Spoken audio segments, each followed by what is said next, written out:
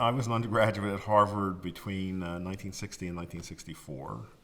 I had taken a year off between high school and college, did a trip around the world, which was fantastic. Entered Harvard in my sophomore year, felt very out of place, had no idea what I wanted to do. Um, I read about mescaline in the summer, I think after I graduated from high school, and was fascinated by it. Read everything I could on it, wanted to try it. I found out that Leary and Alpert were teaching at Harvard and were interested in this, so I went over. I made an appointment. I met Leary, and this was, I think, in 1961. I had a good conversation with him. He told me that that he thought these drugs were the most interesting things he'd ever found, and the potential was enormous. He didn't see any downside to them. I asked him if I could be a subject in his research, and he told me that they had made an agreement with the university that they couldn't use undergraduates. So I got a supply of mescaline, independent of anything to do with them. I took it a number of times with a group of friends of mine who were undergraduates.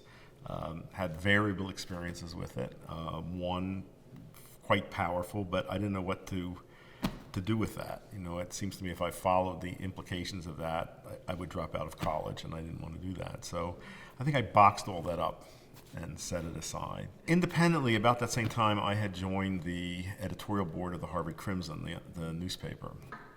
And there were stories beginning to go around about the drug experiments at Harvard and Leary and Alpert.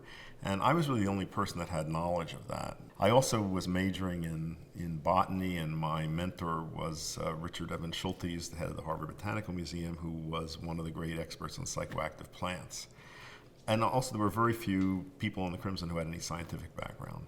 So it was logical that I became the reporter who dealt with that. I played a key role in getting information, which eventually led to Alpert's being fired in 1963.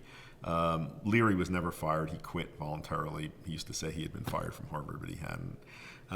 That story was front page news in the New York Times.